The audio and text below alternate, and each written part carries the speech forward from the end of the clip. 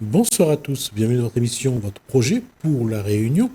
On va parler du vieux domaine et on parlera d'une productrice de spectacle. Alors bonsoir d'abord à Marika et bonsoir Bonsoir. ensuite à Bonsoir. Christophe Payette et bienvenue. Donc j'ai dit, Merci. on va parler de... D'abord on va vous présenter Marika. Alors qui êtes-vous? Je suis de Saint-Pierre. Je suis à La Réunion depuis 7 ans, revenue à La Réunion depuis 7 ans. Voilà, je suis artiste aussi depuis plusieurs années. Vous avez dit vous êtes revenu, vous étiez où? En métropole. Voilà, j'ai fait mes études, j'ai travaillé en métropole et ensuite je suis Il y a un retour aux moment où il sources. fallait rentrer. Il y avait cette En fait, envie. le moment de rentrer il a toujours été existant. Après, D'accord. c'était le bon moment pour rentrer qui était D'accord. autre chose à mettre en place, en fait. D'accord. J'allais dire, c'est un projet au Vieux Domaine. Marika a un projet au Vieux Domaine. Oh, plusieurs même, D'accord. en fait, oui, tout à fait. C'est-à-dire, alors on peut savoir un petit peu quels sont les projets? Alors déjà, ce sont des projets de spectacle. Alors, savoir que moi, je produis des spectacles multi-arts. C'est aussi bien du cirque que de la musique. D'accord. Et pour plusieurs lieux, en fait. Donc là, pour l'instant, je suis concentrée sur Saint-Pierre. Et donc le vieux domaine rentre dans un projet qui me tient à cœur puisque j'ai écrit une comédie musicale qui parle de déracinement et qui parle notamment des enfants de la Creuse, mais aussi de Sakai. Et donc c'est tout naturellement. Alors, que on va les choses- juste préciser, bon, déracinement. Et lorsqu'on parle des enfants de la Creuse, tout le monde a en tête les événements, enfin l'histoire. La Sakai, c'est beaucoup moins présent, surtout pour notre génération. On va juste rappeler c'est quoi la Sakai, sinon je vais être obligé de dire quelque chose. Mais bien sûr, vous écoute. je suis là pour ça, au contraire.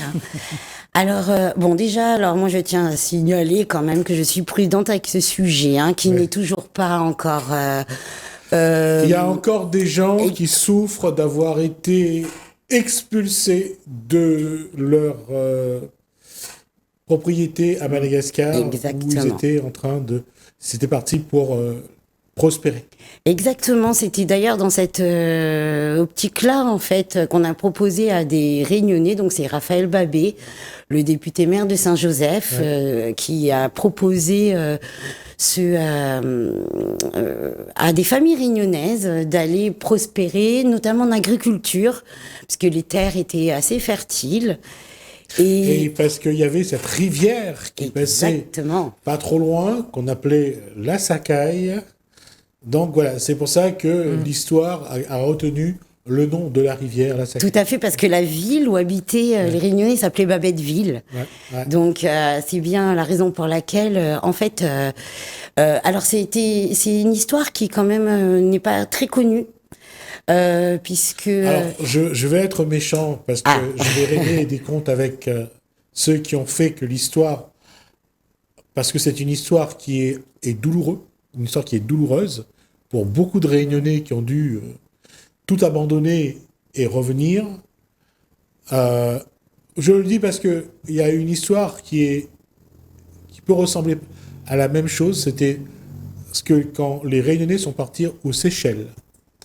Il y a eu la même démarche de partir aux Seychelles pour aller prospérer. Là, l'histoire s'est bien terminée parce qu'aujourd'hui, il y a les cousinades avec les Seychellois. Les familles réunionnaises qui se sont installées aux Seychelles ont gardé aussi des contacts avec la Réunion, enfin, en tout cas, les descendants. Donc, alors que l'histoire de la Réunion, des Réunionnais partis prospérer à Madagascar, ça s'est Très pas mal bien terminé. terminé. non, ça s'est pas bien terminé. Des familles ont été déchirées. À la différence des enfants de la Creuse, c'était un déracinement choisi, en fait, Ouais. vraiment. Voilà, parce que j'ai écrit sur 3 histoires et aussi les îles Chagos, mais qui concernent moins la Réunion. Mais je suis vraiment sur cette démarche où, en fait, pour l'avoir vécu moi-même, Alors, il reste les esclaves du Tromelin, alors. c'est ça. Mais ne me donnez pas d'idées. Maintenant, je produis les projets des autres. Non, c'est pas grave. Au contraire. Pourquoi je dis que c'est important? Parce que j'allais venir sur le vieux domaine. Ouais. Il y a une chose, Christophe Payette, quand on parle du vieux domaine, là aussi, quand on rentre dans cet espace, il y a toute une histoire qui vient à vous, Oui. qui vous remplit d'émotions. Et qu'on le veuille ou pas, ce sont des gens aussi, tous n'ont pas été là de leur plein gré, tous n'ont pas vécu là au début du vieux domaine. Hein. Quand je parle du vieux domaine, c'est au moment où là, il y avait des hectares et des hectares de... Au moment où ça s'appelait pas encore le vieux domaine, d'ailleurs. Exactement. Déjà, il y a aussi là une histoire où les gens ont essayé d'apporter quelque chose, parfois, malheureusement pour eux, contre leur gré, parce qu'ils étaient esclaves, ils étaient obligés. Et si on parle de déracinement, ces gens-là ont été déracinés de chez eux, ont été envoyés loin de chez eux, et y compris des Malgaches d'ailleurs. Eh oui. Donc c'est pour ça que je disais que le vieux domaine marque aussi ce moment de l'histoire de la Réunion. Alors vous comprenez pourquoi aujourd'hui je suis très emballée de produire des spectacles au vieux domaine. Voilà. C'est bien pour cette raison-là. On s'est rencontrés en fin d'année dernière justement, d'ailleurs dans le cadre d'un projet avec la Fédération des enfants déracinés de la Creuse. Et on a été aussi bien, elle a été sensibilisée à ce qui était fait et à l'âme qui était dégagée au vieux domaine, que nous on a été également sensibilisés à ce petit côté chez Marika qui fait elle peut tout à fait s'impliquer dans les actions qu'on mène. J'allais dire, il n'y a pas de hasard. C'est ça. Il n'y a que des rencontres. Tout à fait. C'est ça. Il n'y a que des bonnes partages. Et justement, quand on a appris l'esclavage, on a découvert des choses sur l'esclavage. Là, quand on arrive au vieux domaine, on ne peut pas dire qu'on ne le ressent pas, cette émotion. Et comment aujourd'hui Marika peut penser travailler justement? Parce qu'il y a des gens qui ont encore besoin il y a des gens qui ressentent les choses. Il y a des gens qui ont besoin qu'on leur explique les choses avant de les ressentir. Comment va être mené ce travail pour que les gens n'oublient pas? Alors justement, moi je me corrige. Pour pas que les gens se souviennent. Oui, alors justement, le souvenir... Ouais. Le souvenir, on le crée par la lecture, on le crée par le visuel, on le crée par par tous les moyens de communication possibles. Moi, j'ai choisi le visuel. Alors vraiment, ma seule arme, c'est la musique, puisque dans mes écrits, je suis bienveillante. Je parle d'histoire. Je n'occulte pas les parties sombres de l'histoire, mais je les mets pas forcément en exergue, parce que c'est pas ce dont on veut se souvenir. On veut se souvenir de l'histoire en elle-même, quand, l'époque, pourquoi, qui. On dit toujours qu'il faut qu'on explique comment. Ce qui est important dans une histoire, c'est comment on a fait le parcours, comment on est arrivé à un point d'étape, où on est arrivé au bout. Et ça, parfois, on ne met pas ça en avant. On met en avant toute la souffrance, toute l'émotion. Exactement. Exactement. Alors moi, j'ai la chance d'avoir suivi Marie-Germaine Périgone. Périgone. Oui, j'ai eu beaucoup de mal encore à l'appeler comme ça. Elle le sait, hein, désolée, Marie-Germaine. C'est pas facile de retrouver son prénom et son nom. Et alors, il se trouve qu'en 2022, j'ai écrit une chanson qui s'appelle toujours, d'ailleurs, elle a eu l'honneur de la présenter à l'Assemblée nationale en avril, si mes souvenirs sont bons, qui s'appelle Marie-Germaine, où elle raconte son histoire. Et en fait, voilà, moi, ma satisfaction où elle est aujourd'hui. On n'est pas obligé de naître artiste, mais on est tous avec des émotions. Ces émotions-là, moi, par l'art, j'essaie de les retranscrire. Et c'est une vraie thérapie, puisque en on va dire que j'ai été avant-gardiste. En 2022, je savais qu'elle allait reprendre son nom. C'est très marrant de le dire comme ça, mais j'étais là en 2024 quand elle a eu sa carte d'identité et au même titre que, par exemple, sur les îles Chagos, je suis allée plus loin, c'est-à-dire que j'ai même eu dans ma comédie musicale une Chagossienne qui a chanté dans ma comédie musicale et donc qui a partagé aussi, en fait, non pas que le négatif, justement le positif aussi qu'il en sort, c'est-à-dire l'ouverture que ça amène et puis l'envie aussi de se battre dans la vie et de réussir. De toute façon, je disais, Christophe Payette, quand on parle du vieux domaine, quel que soit le moment, quand on regarde les différents ateliers qu'il y avait à l'époque, le repassage, le canage et tout le reste, la vie nous donne quand même quelque chose à faire pour qu'on ne vit pas seulement dans la souffrance. Ouais. On ne vit pas seulement dans l'émotion d'avoir été déraciné, d'être contraint, d'être enchaîné. Il nous donne aussi un moyen d'exister. Donc, les artistes, celui qui peut faire, qui était ferronnier, celui qui faisait... Et ça, on le voit au niveau du vieux domaine. Et ce qu'on appelle la résilience, justement. Et aujourd'hui, tout ce qu'on doit faire doit être dans une reconstruction. Et c'est pour ça que ce soit le vieux domaine qui permet de se placer dans cette résilience, ou dans le spectacle, comme Marika le fait, c'est de savoir comment se reconstruire. Se souvenir, mais se reconstruire. Ne pas en faire un fardeau à porter, mais d'en faire quelque chose qui nous permet de nous sublimer.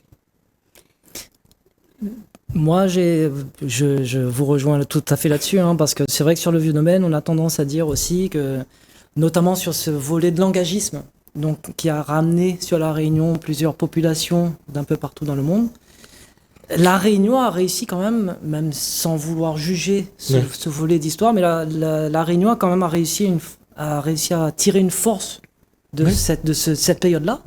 Et c'est ce qui fait La Réunion, le Réunionnais d'aujourd'hui, avec son côté multiculturel, avec son brassage musical qu'on aime tous, avec son brassage qu'on retrouve aussi dans la cuisine réunionnaise. Donc le Réunionnais, finalement, a réussi à tirer une force de son histoire, tout en se disant, je me souviens, et j'ai réussi à évoluer positivement. En fait, c'est ça, quand on parle du Réunionnais, c'est de se dire, c'est vrai, je viens de l'Inde, je viens de la Chine, je viens de l'Afrique, je viens de la France et de l'Europe. Je ne suis pas chez moi, finalement. Mais je vais faire de cette terre mon chez-moi. Et je suis réunionnais. C'est ça. C'est tout à fait ça. C'est ce côté-là. Mais on le voit quand même, les difficultés à travers l'histoire de la Réunion, les difficultés qu'ont eu une partie du peuple réunionnais à trouver un équilibre. Il y a des souffrances qui sont indicibles. Et quand on regarde les spectacles, quand on écoute les musiques, les chansons, on sent quand même la souffrance. Et la volonté aussi de ne pas oublier, mais parce que l'histoire nous a apporté de positif. On doit garder en mémoire que le Maloya a été autorisé à partir de 81, avec François Mitterrand. Pas avant. Avant, c'était une musique qu'on jouait dans les champs de Cannes. Qui était interdite. On jouait chez soi, on jouait sur la plage. Et d'ailleurs, ça faisait penser au dernier qui a essayé de jouer sur la plage à l'époque. Il a été arrêté par les gendarmes. Donc, il y a une histoire. Donc, et quand cette histoire-là, elle date pas d'il y a 2 siècles. Non. Elle date d'il y a 40 ans. Donc, quand on parle de résilience, nous sommes vraiment dedans, dans la construction. Encore une fois, on peut être un modèle pour ce qui se passe dans le monde. Mais c'est surtout que les choses se reproduisent, parce que l'esclavagisme noir, c'est une chose, mais il y a l'esclavagisme moderne. Les enfants de la Creuse, ça caille, ça, on est au XXe siècle. Et ce n'est pas fini. Il y a aussi, en fait, d'autres formes d'esclavagisme où, en fait, la liberté de l'individu est vraiment froissée le fait de se dire, vous savez, c'est une empreinte qu'on a aussi, nous, depuis très longtemps. Et donc, ne pas s'arrêter à cette empreinte, à se surpasser et aller au-delà en se servant de notre propre histoire, aller au-delà des barrières qu'on peut avoir encore aujourd'hui. Mais quel que soit le territoire, hein, que ce soit en France, que ce soit à La Réunion ou ailleurs, on voit bien que là, il y a celui qui croit parce qu'il est soit d'une couleur, soit il a de l'argent, et qui croit supérieur, et il y a celui qui est né dans ce monde-là, qui croira toujours qu'il est inférieur, et il baissera toujours la tête. Et comment faire en sorte pour que celui qui est né dans la misère, qui est noir, qui plus est, qui a toujours eu des familles, des parents qui étaient femmes de ménage, hommes de cour, comment les faire comprendre que ça ne veut pas dire qu'ils doivent toujours croire qu'ils sont moins que les autres. Le travail qu'il y a à faire est important à ce niveau-là, surtout aujourd'hui. Et je ne sais pas quelle tâche chacun va prendre. Le spectacle permet de dire les choses. Et justement, c'est bien ça, en fait. Du coup, l'art, c'est une chose, mais à côté de ça, j'ai utilisé le mot thérapie, c'est pas pour rien, parce que je suis art thérapeute. Je suis art thérapeute, en fait, concrètement, c'est-à-dire... j'ai une expérience artistique, j'ai coaché, j'ai fait du coaching en développement personnel et professionnel. Et en fait, j'ai fait un melting pot de tout ça. Et donc, le fait d'avoir travaillé sur des projets aussi sensibles que ces dernières années, je me suis aussi rendu compte de cette fracture qu'on pouvait avoir, nous, un peu ce sentiment d'infériorité qui est imprégné par notre histoire. Alors c'est vrai, peut-être que dans le monde artistique, on est assez durs les uns envers les autres. Peut-être que pour certains, je ne serai pas assez militante et trop gentille dans mes écrits. Peut-être pour d'autres, ça convient bien parce que je suis politiquement correcte. Tant pis. En tout cas, le message passe, en fait. Et les personnes, vous savez, j'ai travaillé avec des super musiciens qui accompagnent aujourd'hui des artistes sur scène dont je n'aurais absolument pas le niveau moi-même. Qui sont nés à La Réunion, qui n'ont jamais vécu autre part qu'à La Réunion. Et à qui j'ai appris quels étaient les noms donnés à La Réunion avant que ça devienne La Réunion. Et il y a une dizaine de noms, effectivement. Bon, j'ai pas tout repris, mais j'ai pris au moins Dina Morgabin, Santa Polonia, Pearl Island et le Bourbon. England Forest. Comment? England Forest. Juste avant, ouais. J'allais dire que c'est... Là-dessus, Christophe Payet pourra confirmer, c'est de voir le nombre de personnes qui ont été une fois au Vieux Domaine et qui reviennent. C'est de dire qu'ils vont trouver à un endroit une émotion, quelque chose de particulier qui soit les met dans une bonne émotion, soit les libère de quelque chose aussi. Ou les deux. Et c'est pour ça que le Vieux Domaine, aujourd'hui, prend cette dimension-là aussi, je pense. Bah, très certainement. De toute manière, c'est les retours qu'on a. Les gens, quand ils arrivent sur le site, ils disent qu'ils se sentent... Bon, déjà, on parle d'authenticité. Ouais. Mais pourquoi authenticité? Parce que aussi, il y a une émotion qui se dégage et il y a une histoire qui s'est déroulée sur le site et qui reste... On appelle ça, nous, un peu l'âme du site. Ouais, tout à fait. Et qui retransmet à ceux qui ont cette sensibilité-là. Peu importe la façon, le moteur de cette transmission, mais ça peut être artistique, ça peut être aussi sur l'histoire, ça peut être lors d'ateliers. Et les gens on a de très bons retours par rapport à ça, parce que c'est vrai que les gens aiment ce site parce qu'ils gardent son authenticité. Et le paradoxe de l'histoire, en fait, si on peut dire, c'est que ce sont des êtres issus de peuples qui avaient un lien qui ont eu un lien vraiment fort avec la terre, mais aussi avec la mort. Et quand on voit j'allais dire, leur rite, Ouais.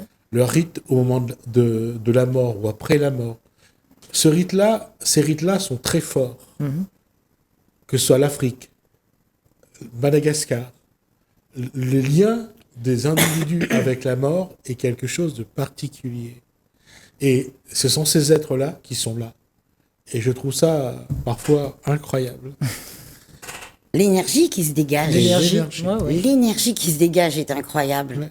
Alors moi, je vais vous faire une confidence. C'est vrai que je ne l'ai pas souvent dit. Je crois même que ma famille ne le sait pas, donc elle va peut-être l'apprendre en regardant l'émission. Jusqu'à l'année dernière, j'avais envie de repartir en métropole. Je trouvais pas ma place. J'ai pas trouvé ma place. J'avais cette impression de toujours être borderline parce que peut-être un esprit trop ouvert ou peut-être pas assez traditionnel. Et pourtant, je suis une danseuse de Maloya quand même. Donc, mais et puis vint ce jour où je fais mon premier petit. C'était un concert intimiste privé. Que je fais au Vieux Domaine et là je suis rentrée. Alors déjà frisson là, Monte-Simoin. Ça c'est là c'était incroyable. Dès que j'ai passé, je le redis et la vérité elle est là.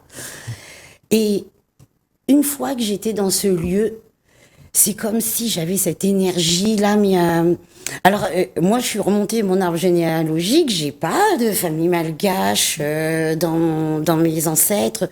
Je ne sais pas d'où ça vient en fait. Et c'est ça.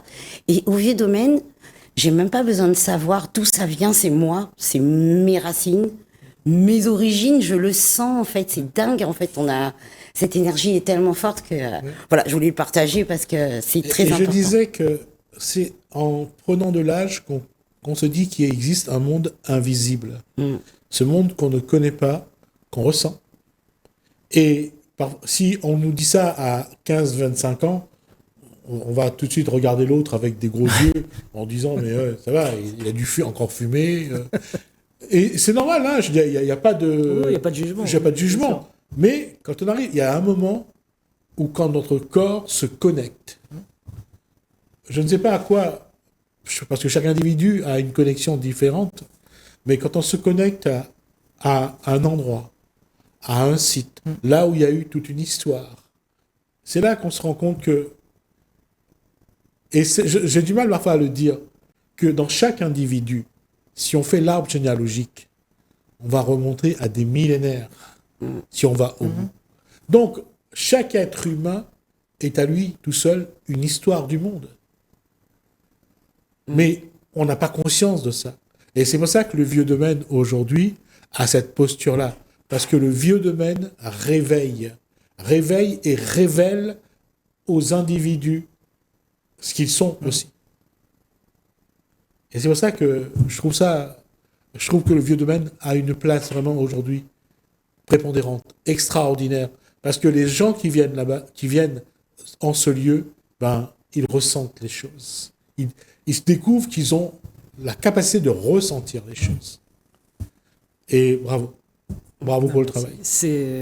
Après, nous, on est là juste pour continuer à faire à ce que ce site vive. C'est le travail qu'on mène aujourd'hui. En tout cas, on a déjà dépassé le temps qui nous est imparti, je vous le dis tout de suite. Donc, on va s'arrêter là. Ok. J'ai oublié l'info la plus importante. On aura l'occasion. Alors, c'est important aussi quand même, parce qu'on travaille sur le projet, c'est les Nocturnes du Vieux Domaine. C'est quand ? Alors, c'est le 26 juillet. Et donc... On aura largement le temps. On aura le temps de se revoir. Oui. Et bon. j'espère qu'on aura des images surtout, pour montrer ce qui va se montrer. D'accord ? Très bien. Ok. Merci Marika. Merci à vous pour votre Avec plaisir, invitation. merci. Merci à vous de nous avoir suivis. Merci Hélène, merci François. Je vous dis à bientôt.